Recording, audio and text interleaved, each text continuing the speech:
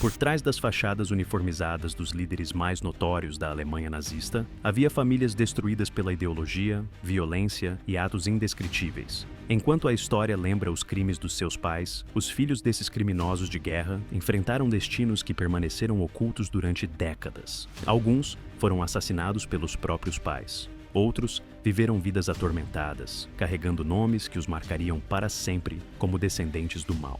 Esta noite, revelamos os segredos familiares mais sombrios do círculo íntimo do Terceiro Reich. O que aconteceu às crianças inocentes apanhadas no fogo cruzado das ambições distorcidas dos seus pais? As respostas vão chocá-lo. Joseph Goebbels, o mestre da propaganda de Hitler, teve 6 filhos com a sua esposa Magda: Helga, Hilde, Helmut, Holde, Hedda e Heide.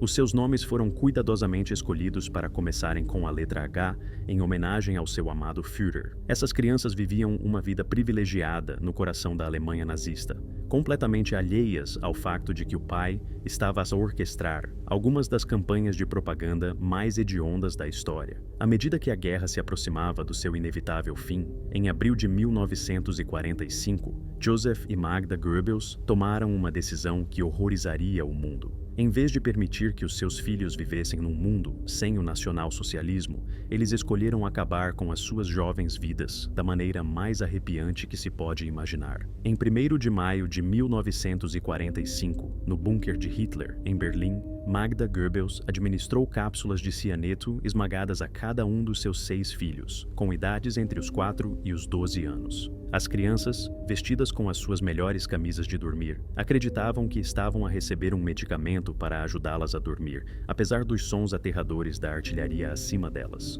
Um por um, Helga, Hilde, Helmut, Holde, Hedda e Heide caíram num sono eterno, vítimas da devoção fanática dos seus pais a um regime moribundo. O método utilizado para matá-los foi particularmente perturbador. Exames médicos revelaram posteriormente que várias das crianças tinham marcas de mordidas na língua, sugerindo que tinham lutado contra o sabor amargo do veneno.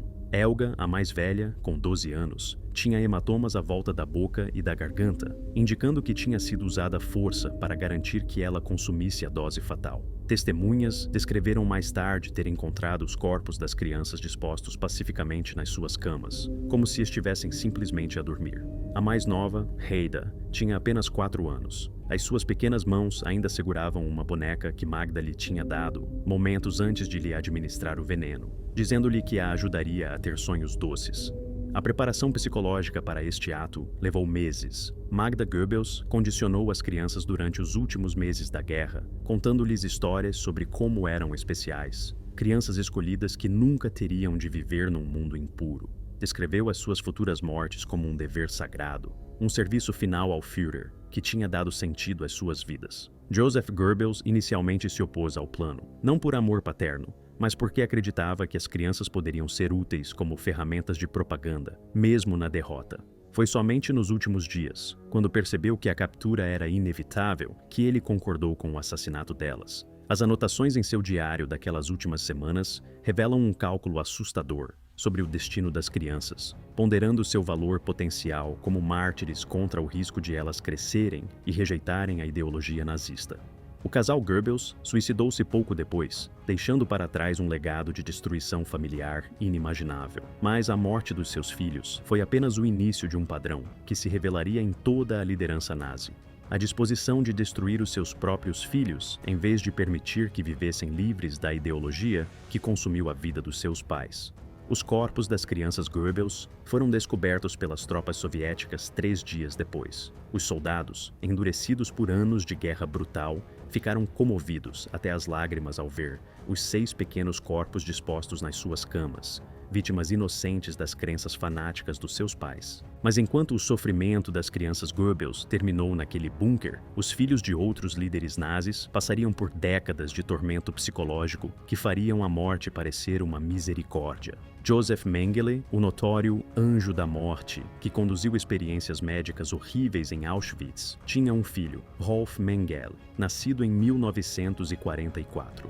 A história de Rolf representa um dos casos mais complexos e perturbadores da experiência pós-guerra de uma criança nazista, envolvendo décadas de engano, manipulação psicológica e trauma herdado. Durante os primeiros 15 anos da sua vida, Rolf acreditou que o seu pai estava morto. A sua mãe, Irene Mengele, disse-lhe que Joseph tinha morrido heroicamente na guerra. E Rolf cresceu a pensar que era filho de um soldado alemão falecido. Foi criado a ouvir histórias sobre a suposta bravura e sacrifício do seu pai, criando uma imagem idealizada de um homem que era, na verdade, um dos criminosos mais sádicos da história. A verdade era que Joseph Mengele estava bem vivo, escondido na América do Sul, e mantendo contato secreto com a sua esposa através de cartas codificadas. Essas cartas, descobertas décadas mais tarde, revelam a profundidade da obsessão contínua de Mengele com as suas experiências durante a guerra e o seu interesse perturbador pelo desenvolvimento físico e intelectual do seu filho. Nestas comunicações secretas, Mengele fazia perguntas detalhadas sobre a altura, o peso, as mudanças na cor dos olhos e o desempenho acadêmico de Rolf. Ele solicitava fotografias que mostrassem as características faciais de Rolf de diferentes ângulos e pedia amostras da sua caligrafia para analisar sinais de traços hereditários. O mais assustador é que Mengele expressou interesse em saber se Rolf mostrava algum sinal da curiosidade científica que impulsionara a sua própria carreira médica. Em 1959, quando Rolf tinha 15 anos, a sua mãe finalmente revelou a verdade sobre a identidade e o paradeiro do seu pai. A revelação destruiu a compreensão de Rolf sobre a sua própria identidade e mergulhou-o numa crise psicológica que duraria anos. A figura heróica do pai que ele havia construído em sua mente foi substituída pela realidade de um homem cujo nome era sinônimo de tortura médica e assassinato de crianças. O que tornou a situação de Rolf particularmente traumática foi a natureza dos crimes do pai. Enquanto outras crianças nazis podiam racionalizar as ações dos pais, como decisões de guerra ou erros políticos, Rolf teve que enfrentar o fato de que o pai havia torturado e assassinado crianças. Muitas vezes crianças da mesma idade que ele, quando descobriu a verdade. A documentação psicológica das sessões de terapia de Rolf, que foi tornada pública décadas mais tarde, revela a profundidade do seu trauma. Ele descreveu pesadelos recorrentes em que era amarrado a uma mesa médica enquanto o seu pai fazia experiências nele. Noutros sonhos, via-se como uma das crianças vítimas em Auschwitz, olhando para o rosto do seu pai enquanto este lhe administrava injeções mortais. Rolf desenvolveu graves distúrbios de ansiedade e lutou contra sentimentos de culpa herdada que eram tão intensos que considerou mudar de nome e mudar para outro país. Tornou-se obcecado por revistas médicas, tentando compreender a base científica das experiências do seu pai, na esperança de encontrar alguma explicação racional que tornasse os crimes compreensíveis. Em 1977, Rolf tomou uma decisão que o assombraria pelo resto da vida. Viajou para a América do Sul para confrontar o pai cara a cara. O encontro, que aconteceu no Brasil, foi descrito por Rolf como a experiência mais devastadora da sua vida, do ponto de vista psicológico. De acordo com o testemunho posterior de Rolf aos investigadores, Joseph Mengele não demonstrou remorso pelas suas ações. Em vez disso, passou horas a justificar as suas experiências, alegando que elas tinham avançado a ciência médica e expressando frustração pelo facto de o mundo não apreciar as suas contribuições. Falou sobre as suas vítimas infantis com distanciamento clínico, referindo-se a elas por números em vez de nomes e descrevendo as suas mortes como sacrifícios necessários para o progresso científico. O mais perturbador de tudo foi que Mengele fez perguntas detalhadas a Rolf sobre os seus próprios filhos, os filhos de Rolf, expressando interesse nas suas características físicas e desenvolvimento. Ele pediu fotografias e sugeriu que as características genéticas da família valiam a pena ser estudadas. Rolf, mais tarde, descreveu a sensação de que o seu pai estava a avaliar os seus netos como potenciais cobaias. Durante as conversas, Mengele mostrou a Rolf os diários que mantinha durante o tempo em Auschwitz, cheios de notas detalhadas sobre as suas experiências e esboços das suas vítimas. Ele falava sobre crianças específicas que tinha matado, descrevendo as suas reações a vários procedimentos com o mesmo tom que usaria para discutir animais de laboratório. Rolf saiu da reunião convencido de que o seu pai não era apenas impenitente, mas genuinamente psicopata. A constatação de que partilhava o ADN com alguém capaz de tamanha maldade levou Rolf a uma depressão grave que exigiu hospitalização e tratamento psiquiátrico intensivo. Quando Joseph Mengele morreu em 1979, Rolf enfrentou outra crise psicológica. Parte dele sentiu alívio por o seu pai não poder mais magoar ninguém, mas outra parte sentiu uma dor inesperada pelo pai que nunca conhecera realmente. As emoções conflitantes eram tão intensas que Rolf precisou de anos de terapia adicional para processá-las. Os próprios filhos de Rolf acabaram por ser informados sobre a identidade do avô, criando uma terceira geração, afetada pelos crimes de Josef Mengele. Rolf descreveu a dificuldade de explicar aos filhos que o avô era um dos criminosos de guerra mais notórios da história e de vê-los a lutar com as mesmas questões sobre a culpa herdada que o atormentavam. O trauma da família Mengele se estende ainda mais. Os primos de Rolf, filhos dos irmãos de Josef, também enfrentaram discriminação e desafios psicológicos devido ao seu sobrenome. Vários mudaram de sobrenome e se mudaram para outros países, mas o fardo da história da família os acompanhou onde quer que fossem. Mas mesmo o tormento psicológico vivido pela família Mengele seria insignificante em comparação com o engano sistemático e o roubo de identidade que consumiram os filhos de outro líder nazista por mais de 7 décadas. Heinrich Himmler, arquiteto do Holocausto e um dos homens mais temidos da Alemanha nazi, tinha 3 filhos: Gudrun, o filho adotivo Gerhard e a filha Nanette Dorothea. O destino deles no pós-guerra envolveria enganos elaborados, identidades roubadas e manipulação psicológica que duraram décadas, criando um dos casos mais complexos de trauma nazi herdado já documentados. Gudrun Himmler, nascida em 1929, era a filha favorita do pai. Himmler chamava-a de Püppi e levava-a em visitas a campos de concentração, apresentando as instalações como campos de trabalho onde os inimigos do Estado estavam a ser reformados. A jovem não tinha noção do assassinato em massa que ocorria à sua volta, vendo apenas a versão sanitizada que o pai queria que ela visse. Essas visitas eram mais do que apenas passeios entre pai e filha. Faziam parte da doutrinação sistemática de Himmler, a sua amada filha. Ele a conduzia por sessões especialmente preparadas dos campos, onde os prisioneiros eram forçados a limpar e organizar áreas para que parecessem oficinas produtivas. Gudrun via prisioneiros trabalhando em artesanato e ouvia que eles estavam a aprender habilidades valiosas que os ajudariam a se tornarem cidadãos produtivos. O que Gudrun não via eram as câmaras de gás, os blocos de experiências médicas ou os crematórios. Ela era mantida longe das áreas onde o verdadeiro horror do Holocausto se desenrolava, enquanto era alimentada com uma dieta constante de propaganda sobre o trabalho humanitário do seu pai,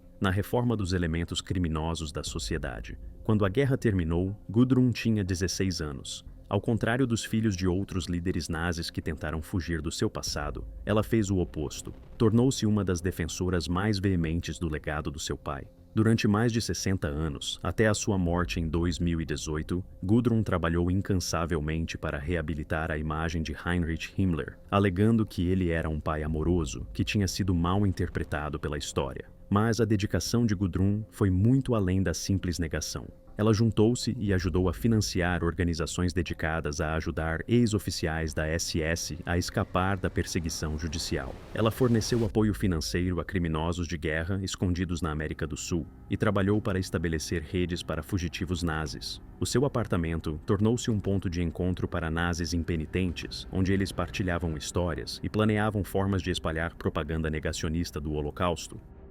O impacto psicológico dessa devoção foi severo. Gudrun nunca se casou, nunca teve filhos e passou toda a sua vida adulta consumida pela necessidade de defender um homem responsável por orquestrar o assassinato de milhões de pessoas. Profissionais de saúde mental que estudaram o seu caso descreveram-no como um dos exemplos mais extremos de negação e compartimentação psicológica já documentados. A dedicação de Gudrun à memória do pai tornou-se cada vez mais perturbadora à medida que detalhes de suas atividades vieram à tona. Ela mantinha correspondência com dezenas de criminosos de guerra nazistas, fornecendo-lhes dinheiro, documentos falsos e apoio emocional. Ela organizava reuniões secretas, onde ex-oficiais da SS compartilhavam histórias de seu serviço durante a guerra e expressavam frustração com o fracasso do mundo em reconhecer seus sacrifícios. O mais assustador é que Gudrun mantinha registros detalhados das suas atividades, incluindo fotografias das suas reuniões com criminosos de guerra e cópias de cartas que escreveu defendendo a ideologia nazi. Estes documentos, descobertos após a sua morte, revelaram até que ponto ela dedicou toda a sua vida a perpetuar as crenças que levaram ao genocídio. Mas, talvez ainda mais perturbador, tenha sido o destino do filho adotivo de Himmler, Gerhard. Nascido Gerhard von der Aa, ele foi adotado pelos Himmlers em 1933, quando tinha apenas 11 anos. Após a guerra, Gerhard desapareceu completamente dos registros públicos, tornando-se um dos casos mais bem-sucedidos de apagamento de identidade na história do pós-guerra. Os investigadores acreditam que a esposa de Himmler, Margarete, providenciou a relocalização secreta de Gerhard e deu-lhe uma nova identidade para o proteger da associação com o nome da família. A operação foi tão minuciosa que envolveu certidões de nascimento falsificadas, histórias familiares inventadas e a criação de documentação pessoal totalmente nova. Durante décadas, os investigadores tentaram descobrir o que aconteceu a Gerhard. Alguns relatos sugeriam que ele tinha sido levado para a América do Sul. Outros afirmavam que ele permaneceu na Alemanha sob um nome falso. A verdade permaneceu oculta até recentemente, quando pesquisas genealógicas revelaram que Gerhard realmente vivia sob uma identidade falsa há mais de 70 anos. A descoberta revelou que Gerhard trabalhava como professor numa pequena cidade alemã, vivendo sob um nome que não tinha nenhuma semelhança com a sua identidade original. Ele se casou, teve filhos e viveu uma vida aparentemente normal, carregando o segredo da sua ligação com Heinrich Himmler. Quando confrontado com as provas da sua verdadeira identidade, Gerhard sofreu um colapso psicológico total, necessitando de hospitalização e cuidados psiquiátricos intensivos. O impacto psicológico de viver com uma identidade roubada durante 7 décadas foi devastador.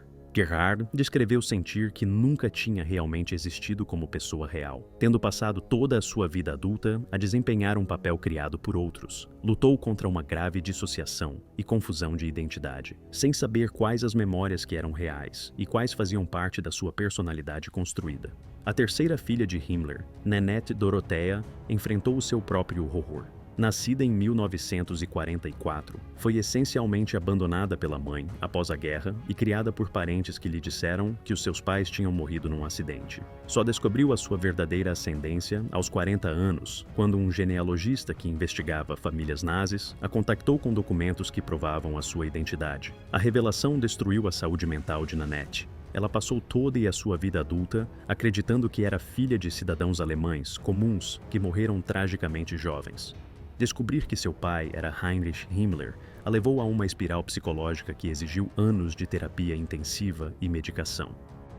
Nanette descreveu a descoberta como a sensação de que toda a sua vida tinha sido construída sobre mentiras. Todas as memórias da sua infância, todas as histórias sobre os seus pais, todas as suposições sobre a história da sua família foram repentinamente reveladas como falsas. O impacto psicológico foi tão grave que ela desenvolveu o que os psiquiatras diagnosticaram como transtorno dissociativo de identidade, lutando para conciliar a identidade que construíra com a terrível realidade da sua verdadeira ascendência. Enquanto a teia de engano e negação da família Himmler criava décadas de tormento psicológico, os filhos de outro líder nazista enfrentariam um tipo diferente de horror, um que envolvia confrontar o legado monumental do seu pai, literalmente esculpido em pedra por toda uma nação.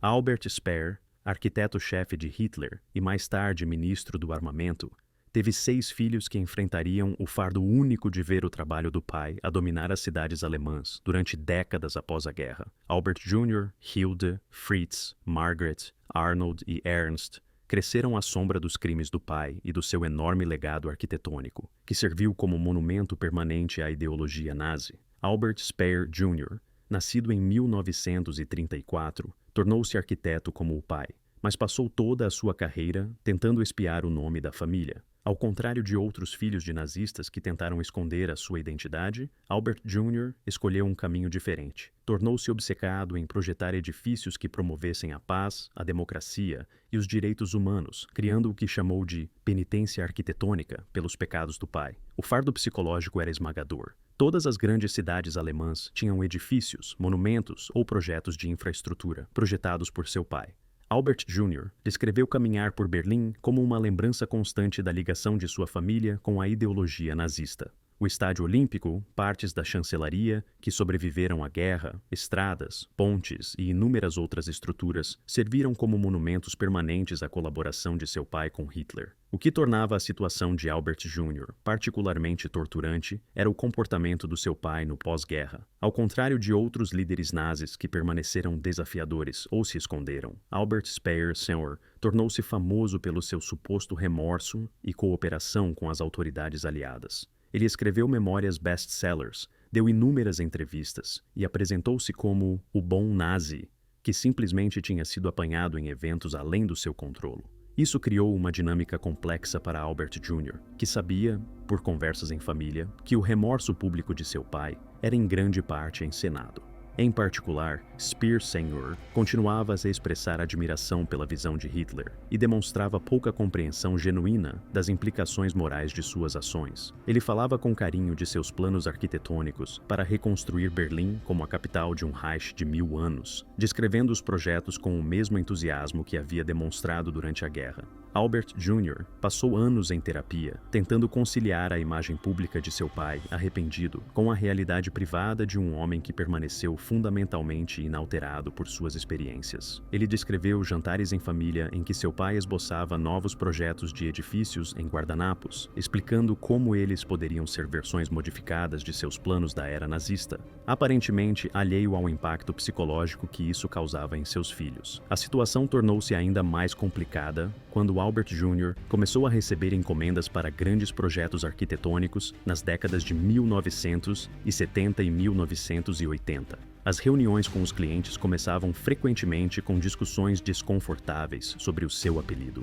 Alguns potenciais clientes recusavam-se a trabalhar com ele, considerando qualquer associação com o nome Speer moralmente inaceitável. Outros contratavam-no especificamente por causa do seu nome, na esperança de gerar publicidade ou controvérsia em torno dos seus projetos. Albert Jr. descreveu a constante luta interna entre o seu amor pela arquitetura e o horror que sentia pelo facto de o seu pai ter usado as mesmas competências para servir o mal. Falava sobre ficar em frente aos edifícios que o seu pai projetou e sentir-se fisicamente mal, mas incapaz de desviar o olhar da genialidade técnica da construção. Desenvolveu o que chamou de PTSD arquitetônico, sofrendo ataques de pânico ao caminhar por áreas de Berlim que continham o trabalho do seu pai. O impacto psicológico estendeu-se ao próprio processo criativo de Albert Jr. Ele viu-se incapaz de projetar edifícios monumentais ou de grande escala, temendo que qualquer coisa imponente lembrasse as pessoas do trabalho do seu pai. O seu estilo arquitetônico tornou-se deliberadamente modesto e, à escala humana, uma rejeição consciente da visão grandiosa que caracterizava a arquitetura nazi. Os outros filhos de Speer enfrentaram os seus próprios desafios únicos. Fritz Speer tornou-se escultor, mas recusou-se a trabalhar em projetos de grande escala, limitando-se a peças pequenas e íntimas, que nunca poderiam ser confundidas com monumentos. Descreveu sentir que qualquer ambição artística estava manchada pelo seu apelido, e passou anos a criar obras deliberadamente esquecíveis, na esperança de que desaparecessem da memória pública.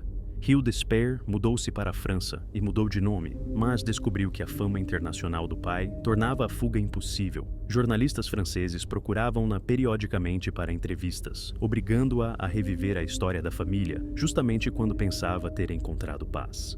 Ela desenvolveu agorafobia grave e passou a maior parte da vida adulta reclusa, com medo de que qualquer aparição pública resultasse em confrontos sobre os crimes do pai. Margaret Speer mudou-se para a Inglaterra e tentou construir uma nova vida, mas acabou por ser localizada por investigadores que estudavam famílias nazis. A descoberta de que era filha de Albert Speer levou a anos de assédio e ameaças de morte. Ela descreveu ter recebido cartas de sobreviventes do Holocausto expressando o seu ódio pela sua família e outras de neonazis que tentavam recrutá-la para a sua causa. Talvez o mais trágico seja que Ernst Speer, o filho mais novo, desenvolveu graves problemas de saúde mental que os membros da família atribuíram diretamente ao peso do seu apelido. Ele lutou contra a depressão e a ansiedade durante toda a sua vida adulta e nunca conseguiu manter um emprego estável ou relacionamentos. Ernst descreveu sentir-se preso numa prisão construída pelo legado do seu pai, incapaz de escapar da sombra dos edifícios que sobreviveriam a todos eles. A documentação psicológica do tratamento de Ernst revela a extensão do seu trauma. Ele desenvolveu um medo obsessivo de canteiros de obras e fazia desvios elaborados para evitar ver novos edifícios em construção. Ele descreveu pesadelos em que estava preso dentro de enormes estruturas de betão que se fechavam lentamente à sua volta, incapaz de encontrar uma saída enquanto a voz do seu pai ecoava pelos corredores, explicando princípios arquitetônicos. Arnold Speer, outro filho de Albert, adotou uma abordagem diferente para lidar com o legado da família. Ele ficou obcecado em documentar os crimes do pai, passando anos a pesquisar o uso de trabalho escravo em projetos de construção nazistas. Esta pesquisa revelou que Albert Speer, Sr., tinha sido diretamente responsável pela morte de milhares de trabalhadores forçados, contradizendo as suas alegações pós-guerra de ignorância sobre o custo humano dos seus projetos. A pesquisa de Arnold criou um trauma adicional para a família, pois forneceu provas concretas de que as expressões de remorso do pai eram fraudulentas. A descoberta de que Albert Speer, Sr., tinha assinado pessoalmente ordens para o tratamento brutal de trabalhadores escravos levou Arnold a uma crise psicológica que exigiu hospitalização. Mas, enquanto os filhos de Speer lutavam com o legado monumental do pai, gravado em pedra, os filhos de outros líderes nazis enfrentariam um fardo psicológico ainda mais complexo: o peso do mal burocrático que organizou o genocídio com precisão administrativa.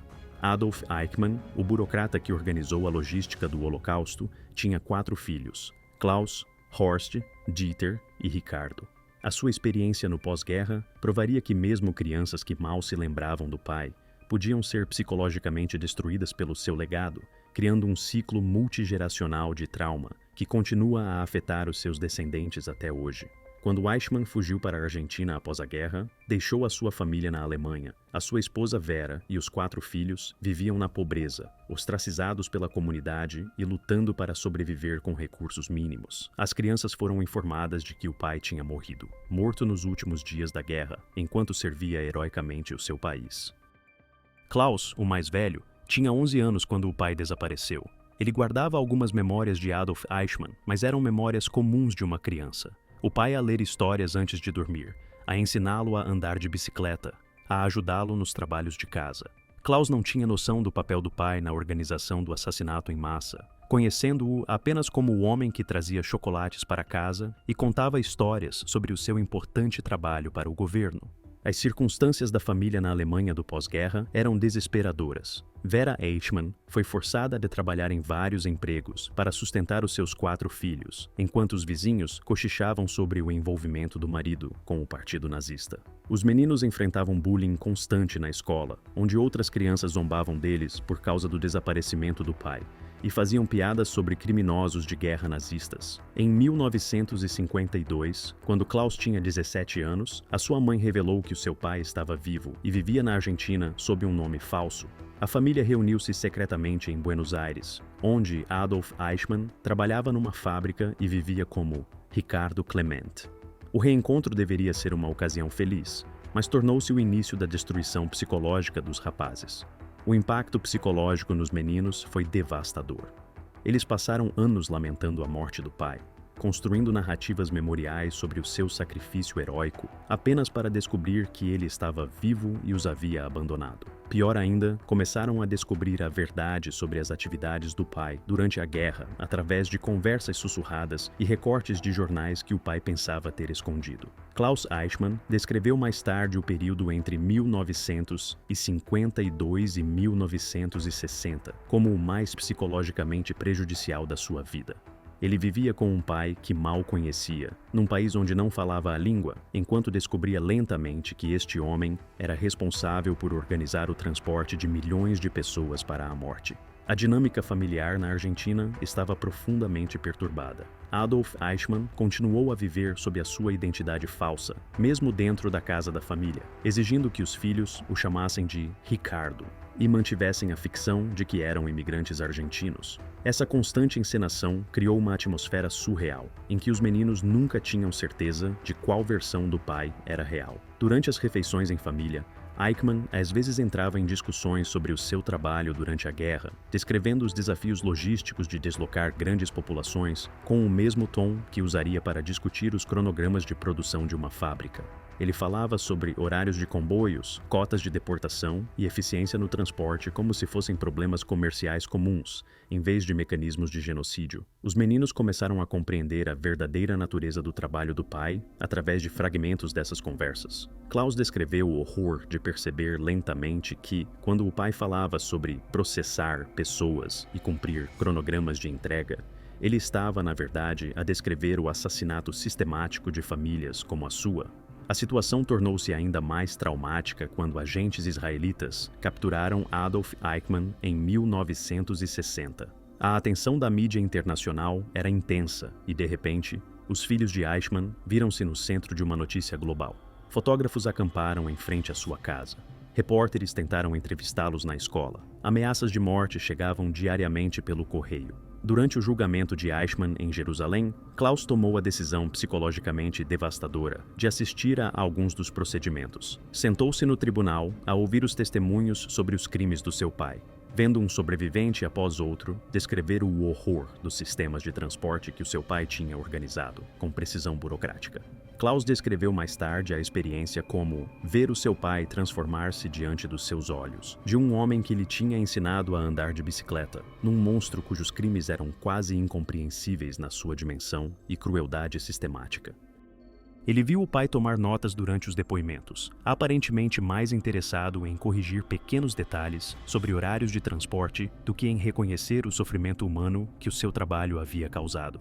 O julgamento revelou toda a extensão do papel de Eichmann no Holocausto, incluindo o seu envolvimento pessoal nas decisões sobre quais comboios iriam para quais campos e o seu conhecimento detalhado das taxas de mortalidade em várias instalações. Klaus descobriu que o seu pai não tinha sido um funcionário relutante que seguia ordens, mas um arquiteto entusiasta do genocídio que se orgulhava da eficiência dos seus sistemas. Os outros filhos de Eichmann enfrentaram os seus próprios desafios psicológicos. Horst desenvolveu o que os psiquiatras mais tarde diagnosticaram como PTSD complexo, lutando contra uma depressão grave e ansiedade que o impossibilitavam de manter um emprego ou relacionamentos. Tornou-se alcoólico e passou anos a viver nas ruas, incapaz de lidar com o conhecimento dos crimes do seu pai. Dieter mudou-se para a Europa e mudou de nome, mas acabou por ser localizado por jornalistas que investigavam as famílias de criminosos de guerra nazis. O medo constante de ser descoberto criou-lhe graves distúrbios de paranoia e ansiedade. Descreveu viver em terror constante de que alguém o reconhecesse e se vingasse dos crimes do pai.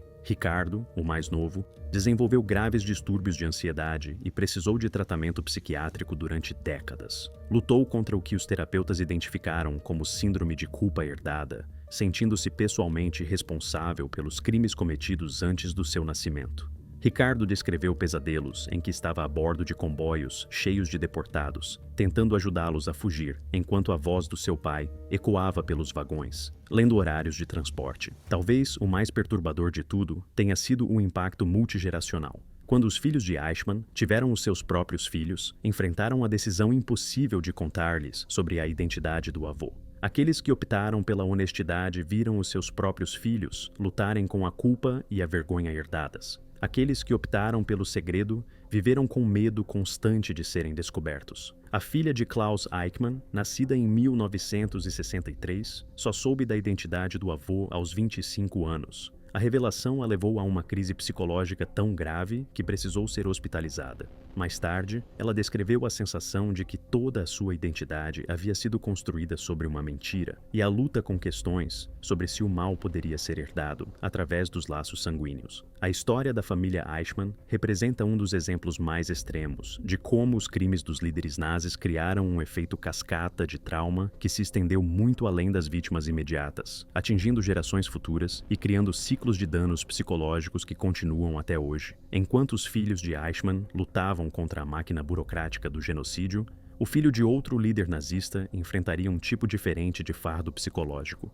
Um que envolveu décadas visitando seu pai na prisão, enquanto lentamente aceitava a ideologia que destruíra sua família. Rudolf Hess, vice de Hitler e um dos seus seguidores mais leais, tinha um filho, Wolf Rüdiger Hess, nascido em 1937. Ao contrário dos outros casos que examinamos, Wolf sobreviveu à guerra e viveu até a velhice, mas a sua sobrevivência teve um preço que o assombraria por mais de 7 décadas. Criando um dos casos mais longos de trauma nazi herdado da história. Quando seu pai fez a sua misteriosa fuga para a Escócia, em 1941, na tentativa de negociar a paz com a Grã-Bretanha, o jovem Wolf tinha apenas 4 anos. Passaria os 46 anos seguintes a visitar o seu pai na prisão de Spandau, vendo o homem que outrora fora o vice mais confiável de Hitler deteriorar-se lentamente na solitária, mantendo as suas crenças fanáticas até a morte. Wolf Rüdiger cresceu na Alemanha do pós-guerra, carregando um dos nomes mais reconhecidos da história nazi.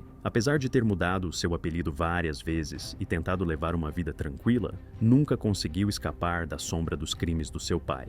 O nome Hess era sinônimo de fanatismo nazi, e Wolf descobriu que nenhuma distância ou tempo poderia apagar essa ligação.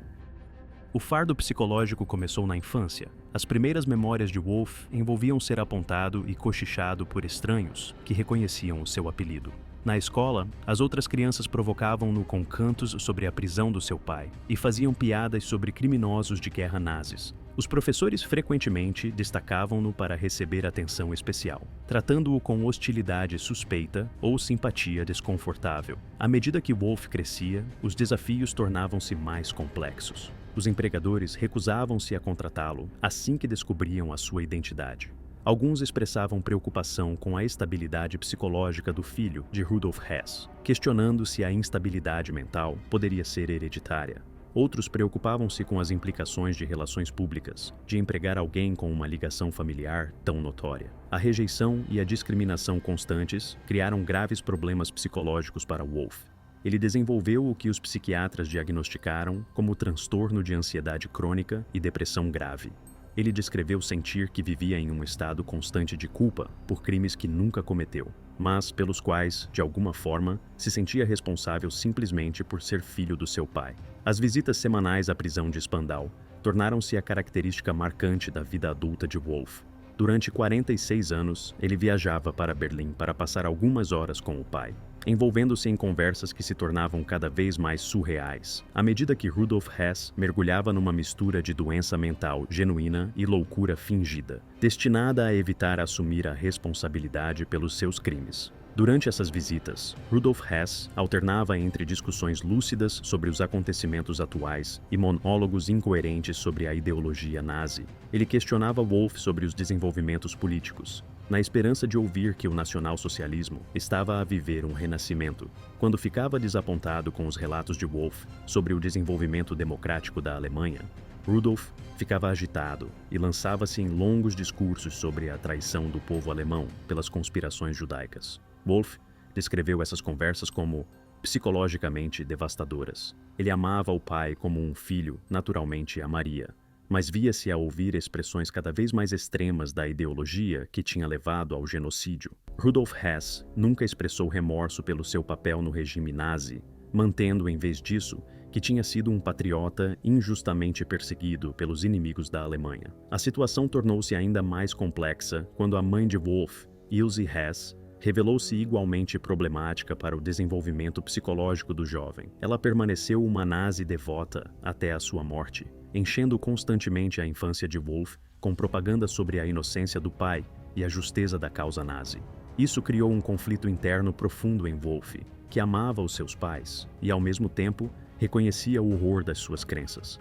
Ilse Hess estabeleceu uma rede de simpatizantes nazis que visitavam a sua casa regularmente, partilhando histórias sobre os bons velhos tempos do Terceiro Reich e expressando a sua crença contínua na ideologia nazi. Wolf cresceu rodeado por nazis impenitentes que tratavam o seu pai como um herói e mártir, criando uma visão distorcida do mundo que levou anos de terapia para corrigir. A manipulação psicológica estendeu-se à educação de Wolf. A sua mãe educou-o em casa durante vários anos, utilizando livros didáticos aprovados pelos nazis e ensinando-lhe uma versão da história que retratava a Alemanha como vítima de uma conspiração internacional. Quando Wolf finalmente frequentou a escola pública, teve dificuldade em conciliar a história que tinha aprendido em casa com os relatos factuais dos crimes nazis apresentados nas aulas. Quando Wolf chegou à idade adulta, começou a receber cartas de sobreviventes do Holocausto e famílias das vítimas. Algumas estavam cheias de ódio e ameaças de morte, responsabilizando-o pelos crimes do pai. Outras, surpreendentemente, o fardo psicológico começou na infância. As primeiras memórias de Wolf envolviam ser apontado e cochichado por estranhos que reconheciam o seu apelido.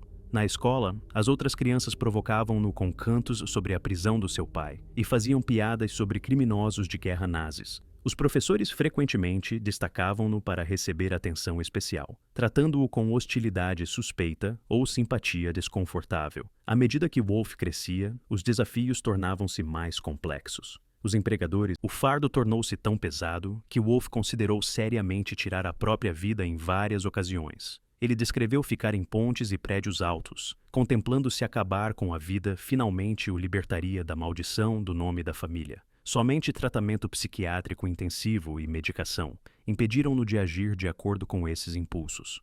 Os problemas psicológicos de Wolff foram agravados pela atenção da mídia em torno do caso do pai. Rudolf Hess tornou-se uma causa célebre para grupos neonazistas, que o retrataram como um prisioneiro político e mártir da causa nacional socialista. Isso significava que Wolff era constantemente abordado por grupos extremistas que tentavam recrutá-lo para o seu movimento, ao mesmo tempo que era monitorado pelas autoridades preocupadas com o seu potencial de radicalização. A situação atingiu um ponto crítico e altamente divulgado em 1987, com a morte de Rudolf Hess na prisão de Spandau, um evento que desencadeou uma onda de controvérsia internacional e acendeu uma tempestade de teorias da conspiração. Hess, um dos confidentes mais próximos de Adolf Hitler e o último membro sobrevivente da liderança nazi ainda preso na época, morreu em circunstâncias que muitos consideraram suspeitas.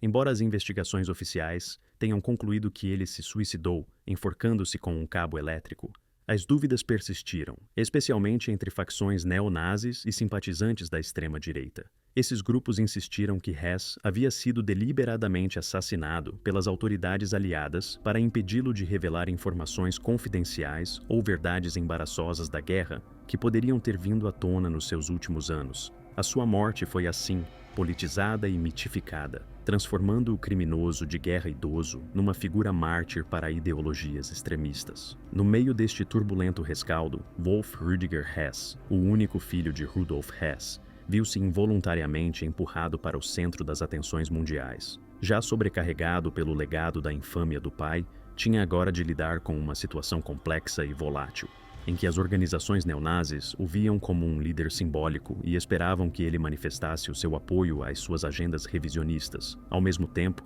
a mídia internacional examinava cada uma de suas aparições e declarações públicas, procurando qualquer indício de simpatia nazista, latente, ou tentativas de reabilitar a imagem do pai. Wolff se viu numa posição quase impossível, difamado por muitos por ser filho de um notório criminoso de guerra, mas ao mesmo tempo idolatrado por grupos extremistas com os quais não se identificava totalmente. O peso psicológico desse legado não se limitava apenas a Wolff, estendia-se profundamente à sua vida familiar e afetava profundamente os seus filhos. A sua filha, nascida na década de 1960 e criada numa época em que a Alemanha ainda lutava com os destroços morais da Segunda Guerra Mundial, cresceu profundamente consciente da sua linhagem infame. Ela lutou contra sentimentos de culpa herdada e conflitos internos, debatendo-se com questões de identidade, vergonha e responsabilidade moral, que atormentaram o seu pai durante décadas. Mais tarde, ela falou publicamente sobre o fardo de carregar o nome Hess, descrevendo como muitas vezes evitava discutir a sua ascendência com colegas, amigos e colegas de trabalho. Mesmo na idade adulta, continuou assombrada por um legado que não era da sua autoria, mas que moldou o curso da sua vida de formas profundamente pessoais. A longa sombra do legado de Rudolf Hess não parou na segunda geração, estendeu-se até a terceira. Quando os netos de Wolff começaram a frequentar a escola, o impacto multigeracional do trauma herdado tornou-se ainda mais dolorosamente evidente. Apesar do tempo que passou e da sua completa desconexão com os acontecimentos da era nazi, as crianças não foram poupadas do estigma social. Assim que o seu apelido ou linhagem eram descobertos, eram frequentemente tratadas de forma diferente pelos colegas de turma, professores e até pelos pais de outras crianças. O bullying e a discriminação eram comuns, e os educadores ocasionalmente chamavam atenção indesejada para elas nas discussões em sala de aula sobre a história nazista, usando-as, intencionalmente ou não, como representações vivas das atrocidades históricas. As crianças foram assim privadas da inocência e do anonimato que deveriam ter por direito, sobrecarregadas com o peso de um avô que nunca conheceram e cujos crimes não cometeram. Wolf Rüdiger Hess faleceu em 2001, encerrando o capítulo de uma vida passada sob a sombra persistente de um dos regimes mais odiados da história. Ao longo de sua vida, ele lutou para conciliar a lealdade de um filho com o horror público associado ao legado de seu pai. Sua identidade pessoal e pública ficaram para sempre entrelaçadas com o destino de um homem que ajudou a moldar o período mais sombrio da história moderna. A sua morte marcou o fim de um dos casos mais longos,